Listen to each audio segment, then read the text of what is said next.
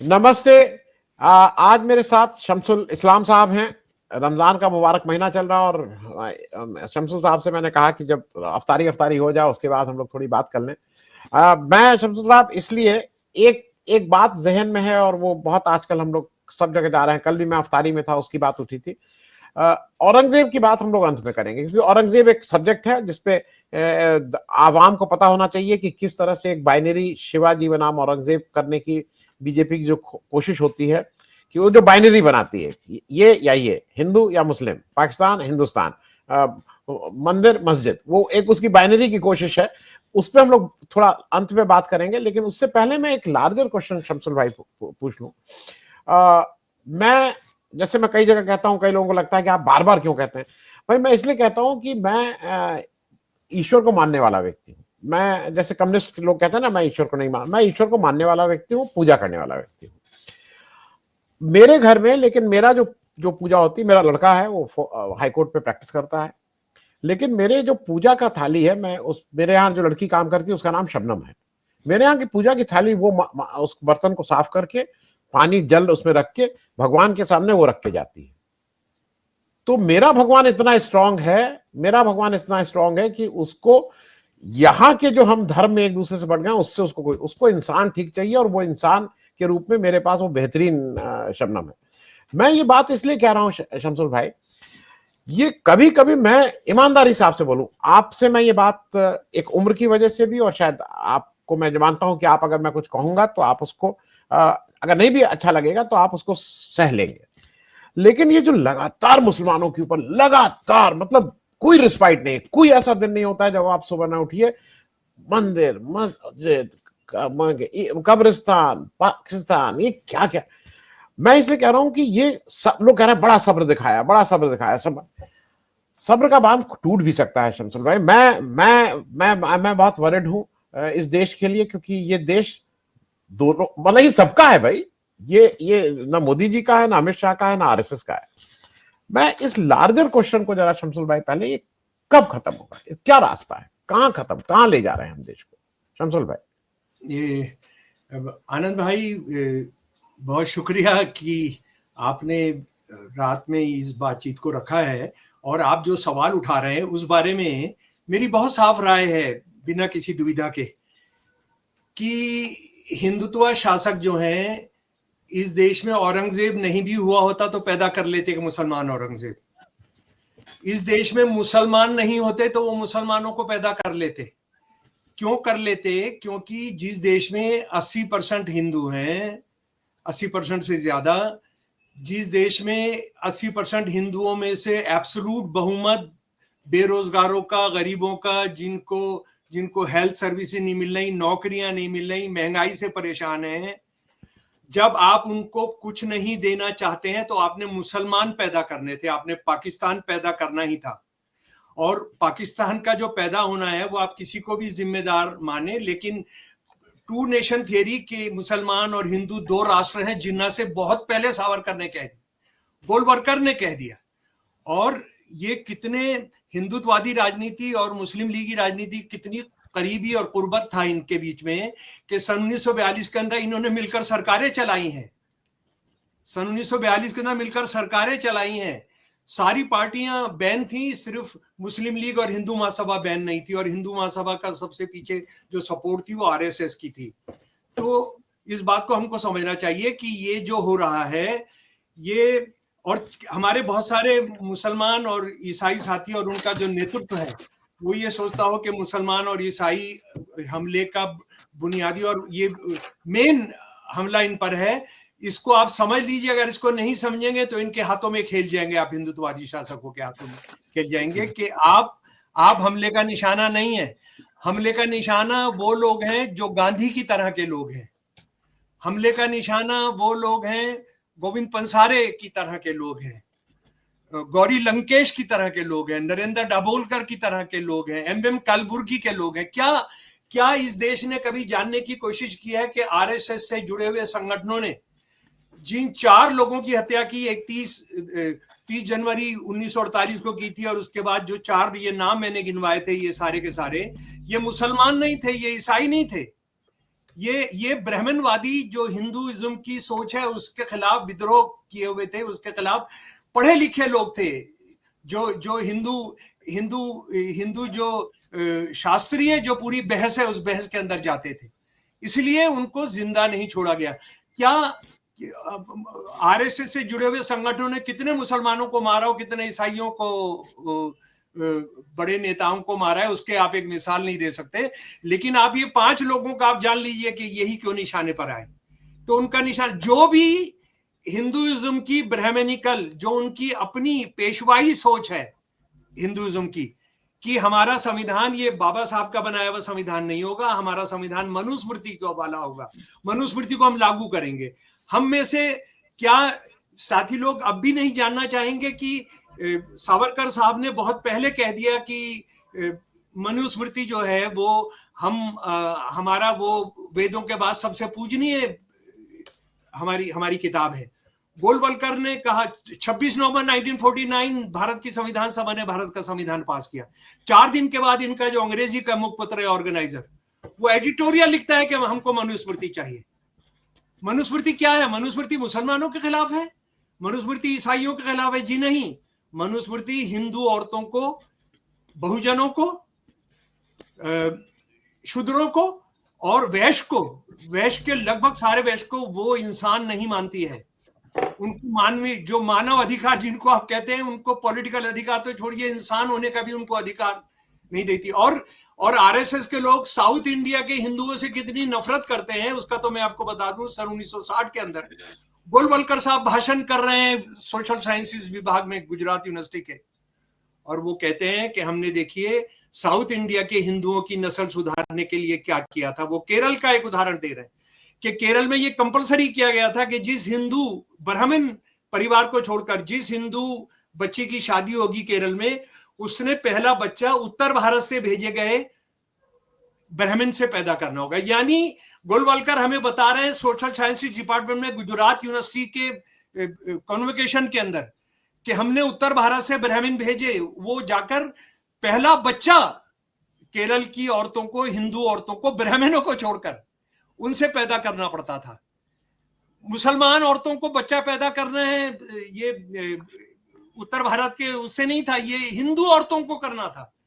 तो ये हिंदुओं से कितना प्यार करते हैं और हिंदुओं के बारे में इनकी क्या राय है, और उनके लिए कुछ भी करने के लिए उनको जवाब ना देना पड़े, इसलिए कभी लव जिहाद रहेगा,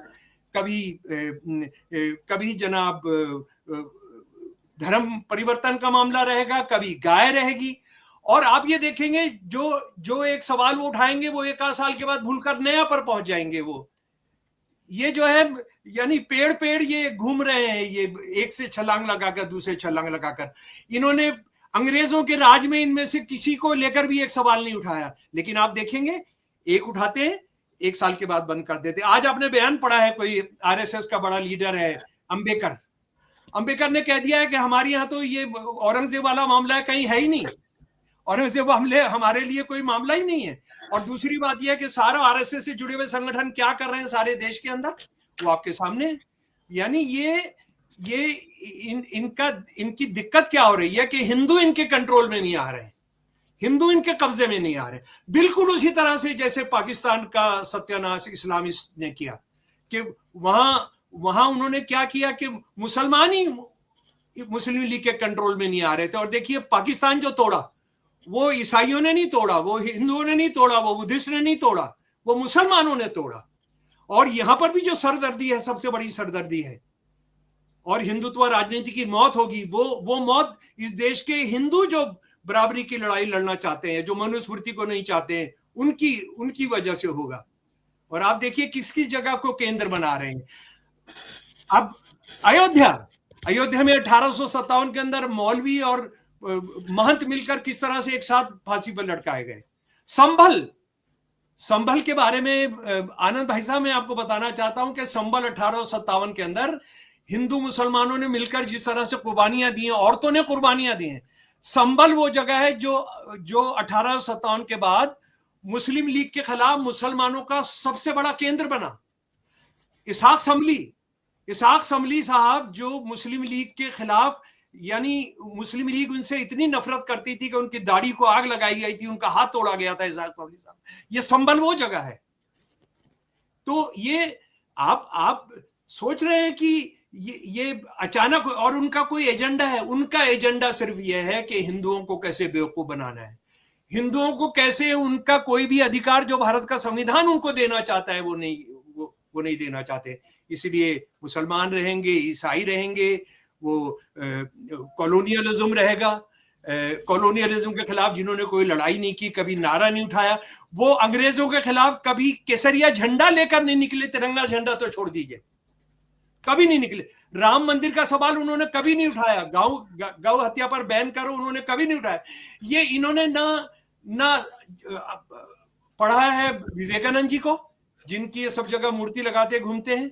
इन्होंने ये बोलते हैं कि हिंदू राष्ट्र के एक बहुत बड़े संत थे अपना दयानंद सरस्वती, इन्होंने दयानंद सरस्वती का सत्यार्थ प्रकाश नहीं पढ़ा है। ये इन्होंने जो जदुनाथ सरकार है, जदुनाथ सरकार जो औरंगजेब को लेकर जितना, अरे जदुनाथ सरकार की किताब औरंगजेब वाली पढ़ लो ना, औरंगजेब वाली पढ़ लो, औरंगजेब वाली पढ़ लोगे तो तुमको पता लगेगा कि औरंगजेब के बारे में जदुनाथ सरकार ने क्या कहा। जदुनाथ सरकार ने कहा, जो हम बाद में बात करेंगे औरंगजेब पर, कि औरंगजेब और शिवाजी की लड़ाई कभी आमने सामने हुई नहीं। शिवाजी की तरफ से हमेशा लड़ने गया जयसिंह 1 और जयसिंह 2, जिनकी औलादे जो है, जिनकी वंशज जो है अभी बीजेपी आरएसएस की सरकार के अंदर है। जयसिंह 1 और जयसिंह 2 को औरंगजेब और शाहजहां ने जो लक़ब दिए थे, जो उनको नाम दिए थे, उस पर हम बाद में चर्चा करेंगे। लेकिन मुझे लग रहा है कि आप जिस राह पर हमको लेकर जा रहे हैं बातचीत को, उसको आगे बढ़ाइए। तो मुसलमान नहीं होते तो इन्होंने पैदा कर लेना था। जी शमसुल भाई, मैं एक चीज और बता दूं। मतलब मुझे कभी कभी ये लगता है, अफसोस होता है इनके ज्ञान पे, इनके उस पर। मोदी जी एक विदेशी लेक्स को एक 3.25 घंटे का एक पॉडकास्ट करते हैं और फिर उसको समझाते हैं कि भारत और चीन की सभ्यता एक थी, हम लोग एक साथ थे। फिर उसको बताते हैं कि एक समय दुनिया के 50% जीडीपी को हम और चीन मिलकर रूल करते थे। उनको ये बताने में क्या शर्म थी कि वो समय औरंगजेब का था, वो समय मुगल का था। That was the only time when India, जब इंडिया का 22, 23, 24, 25% तक जीडीपी दुनिया की जीडीपी का था, चीन का भी 24-25 था, हम मिलके पता। ये क्यों शर्माते हैं? एक चीज मैं ये, दूसरा मैं एक चीज और आपसे पूछ लूं, क्योंकि मैं औरंगजेब पे आऊं उससे पहले, शिवाजी के पिताजी जो शाहजी थे, भोसले साहब जी, वो मुगलों के यहाँ नौकरी किए, मतलब मुगलों के मनसबदार थे। जी। शिवाजी के लड़के जो जिनको लेके सारा कुछ हो रहा है, वो अपने पिताजी से आखिरी समय में, शिवाजी महाराज जो हैं वो 1680 में मर जाते हैं, 1678 में अपने गद्दी की लड़ाई को लेके वो तो जाके मुगलों के साथ, दिलेर खान के साथ चले गए थे। मैं ये बातें इसलिए कह रहा हूं कि ये जो हिस्ट्री है वो बड़े अलग ढंग से चलती है। शायद ये समझना भी जरूरी है कि जिसको आज ये बाइनरी क्रिएट कर रहे हैं औरंगजेब और शिवाजी की, उन्हीं मराठाओं ने मुगल दरबार में जाके उनकी सत्ता बचाई थी, जब ये औरंगजेब के बाद की बात है जी। मैं इस पे भी आपसे एक बहुत संक्षेप में, कि ये केवल पावर स्ट्रगल था, ये हिंदू मुस्लिम नहीं था। नहीं, उत्तर दक्षिण थे। ये हिंदू मुस्लिम की जो बाइनरी है कि दोनों ही थे, ये तो बहुत आधुनिक। 1857 के अंदर ये बाइनरी नहीं है।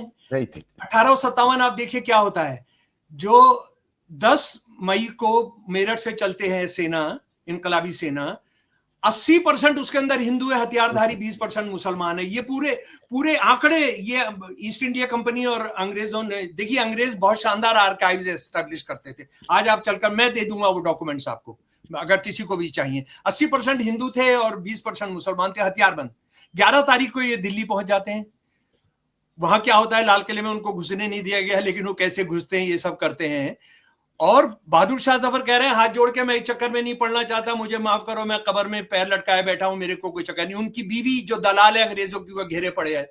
मुंशी अल्लाह बख्श जो उनके बेटे के वो हैं, समधी हैं, इनके समधी हैं, वो दलाल है अंग्रेजों का, वो इनको समझा रहा है। लेकिन ये 80% हिंदू जो सैनिक हैं, ये बहादुर शाह को मजबूर करते हैं कि तुम बादशाह बनो। उस दिन तो वो रानी लक्ष्मीबाई को हिंदू राजा किंग बना सकते थे, तांतिया टोपे को बना सकते थे, किसी और हिंदू राजा को बना सकते थे। इसी को क्यों बनाया? क्योंकि हिंदू मुसलमान से ऊपर थी बात, और तुम मुगल राजा हो, तुम इस देश के राजा हो, तुम हुक्मरान हो, तुम हमारे भी हुक्मरान हो, तुम बाहर आओ और अपना सचमुच में अपने हाथ में जो तुमसे छीन ली गई वो सत्ता हुकूमत है। और 2 दिन के बाद वो तैयार हो जाते हैं, 13 तारीख तक वो तैयार होकर फिर वो सारे हुक्म देने शुरू करते हैं। तो अगर ये होता तो बहादुर शाह जफर थोड़ी बनते, तात्या टोपे बनते, नानाजी बनते, रानी लक्ष्मीबाई बनती, राव तुलाराम बनते, हिंदू सम्राट। अच्छा, उसके बाद फिर ये जगह है सहारनपुर के पास, अपना उस कस्बे का नाम है जहां थाना भवन के अंदर 16 औरतें हिंदू मुसलमान सिख एक साथ शहीद होती हैं। मैं आपको बता रहा था अयोध्या का के किस तरह से महंत, हनुमानगढ़ी के महंत और मौलाना अमीर अली एक साथ लड़ते हैं और फांसी पर चढ़ा जाते हैं। रानी लक्ष्मीबाई के आर्टिलरी का चीफ मुसलमान है, उनकी घुड़सवार सेना का चीफ मुसलमान है। दोनों पहली लड़ाई के अंदर शहीद हो जाते हैं, और शहीद होने से पहले रानी से कहते हैं तुम निकल कर तुम जाओ, तुम यहाँ झांसी छोड़कर जाओ, तुम जाओ। और वो भी समझती हैं कि अगर हम ग्वालियर पर कब्जा नहीं करेंगे तो अंग्रेजों का जो हिंदुस्तानी दलाल है उनको नहीं निपटाएंगे तो अंग्रेजों से नहीं लड़ सकते। वहां पहुंचती हैं, वहां शहीद होती हैं वो कोटा की सराय की जंग के अंदर। कोटा की सराय की जंग के अंदर जो अंग्रेज जो उनकी लाश पाता है, वो जो बयान करता है, देखिए अंग्रेजी सेना में क्या था कि जब आप जिसको मारेंगे, जिस बड़े आदमी को मारेंगे, किसी राजा को मारेंगे, किसी नवाब को मारेंगे, तो उसकी जो बॉडी है उसके ऊपर जो जवाहरात है, जो उसके हथियार है, वो सारे आपको मिलेंगे। ये कानून था उस जमाने का, अब नहीं है ये। तो वो उसने रिपोर्ट दी कि मैंने मारा, और उसके बाद उनकी लाश के ऊपर एक बचपन से उनकी, मैं अंग्रेजी का हिंदी उर्दू आपको बता रहा हूं, बचपन से साई की तरह रहने वाली उनकी मुसलमान नौकरानी मंजर थी, उनके ऊपर गिरी पड़ी थी, मरी पड़ी थी। तो हिंदू मुसलमान का सवाल होता तो रानी लक्ष्मीबाई कैसे अपनी पर्सनल सिक्योरिटी ऑफिसर रखते?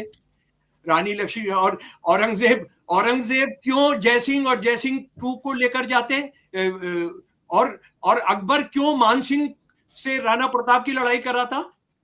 अकबर तो राणा प्रताप के खिलाफ कभी लड़ने गया नहीं, मान सिंह लड़े सारी लड़ाइयां राणा प्रताप से। तो ये तो असल में 1897 जब हम हारे तो हिंदू मुसलमान जातियों के आधार पर, इलाके के आधार पर अंग्रेजों ने बांटना शुरू किया। और मैं ये एक बताना चाहता हूं, पॉलिटिकल साइंस का एक मामला है, लेकिन हमको सबको बौद्धिक बनना चाहिए कि सन 1906 के आते आते अंग्रेज जो है भारतीय सेना का पुनर्गठन करते हैं।